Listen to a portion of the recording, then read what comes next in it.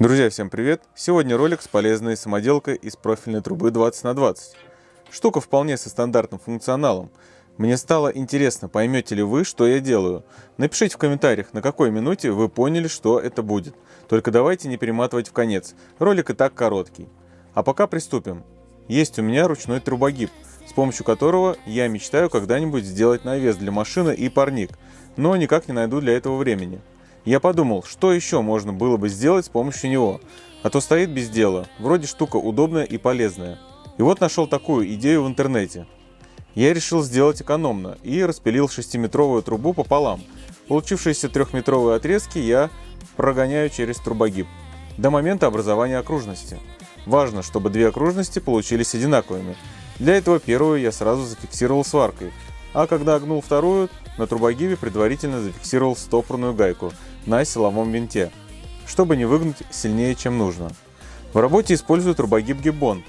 Он может гнуть профильные трубы, начиная от труб 10×10 и заканчивая трубами 60×40, либо круглые диаметром до 48 мм. Трубогиб имеет цепной привод, что облегчает и ускоряет работу. У него цельная сварная станина, собранная на специальном стапеле, что делает его конструкцию очень жесткой и ровной. Все валы стоят в идеальной параллельности друг относительно друга. К нему отдельно можно прикупить разные оснастки, такой как центробой, адаптер для дрели, насадка угла-гиб, быстросъемные шайбы и так далее. Все это еще сильнее облегчит работу и разнообразит функционал. Это я на всякий случай рассказал, потому что иногда появляются вопросы, чем я работаю. Вот, ответил заранее. А в описании будет ссылка на всякий случай для ознакомления. После прокатки второй трубы кладу ее на первую. Использую ее как шаблон, по которому свариваю и вторую окружность. Далее зачищаю швы. Швы получаются толстые и неаккуратные, так как я забыл, что у меня кончился углекислый газ в баллоне. А для полуавтомата это важная штука. Но ничего, придется поработать с зачистным диском. Далее замеряю диаметр окружности и отрезаю два отрезка, длиной равно внутреннему диаметру. Эти отрезки я привариваю к окружностям. Кстати, в телеграм-канале уже опубликовал фото с изделием и по классике готовый проект в PDF и в 3D, чтобы можно было изготовить эту штуку самостоятельно. Так что переходите и подписывайтесь и туда, чтобы получать, скажем так, в режиме реального времени полезную и интересную информацию. Далее размечаем, нарезаем и привариваем боковые отрезки, отходящие от диаметра. Далее все опять зачищаем.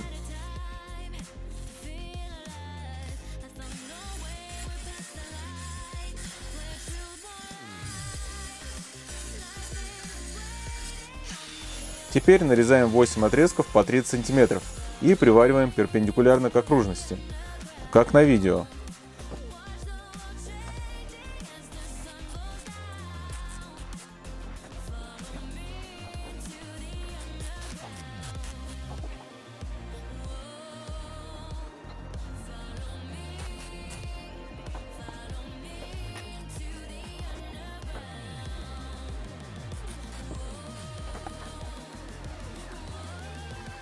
Далее сверху прикладываем вторую окружность и все обвариваем.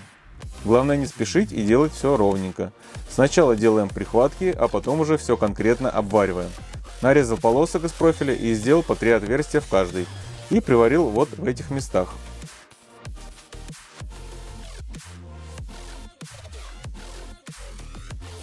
Далее взял доски и порезал по размерам. Все делал по месту, так что размеры подгоняем тоже по месту. В моем случае получилось 9 досочек. Далее покрасил досочки в цвет венги. Также за кадром покрасил в черный матовый конструкцию из профиля. На следующий день прикрутил досочки на положенное им место. Думаю, вы поняли, что это получается навесная полка в стиле лофт. Просто не так давно я облагородил стену в мастерской и напрашивалась какая-либо полочка. Вот именно такой вариант мне показался довольно-таки интересным. Делается просто. Потратил один свободный вечер и час следующего дня. Друзья, вот такое изделие получилось. Если понравилось видео, то ставьте лайки и в комментариях напишите, что я забыл сделать. Также не забывайте подписываться на канал и подписывайтесь на канал в Telegram. Там будет проект этого изделия. Также удачный проект хозблока 6×3 и готовится проект бытовки и мини-бани. Так что не пропустите. Всем спасибо за просмотр и до новых встреч!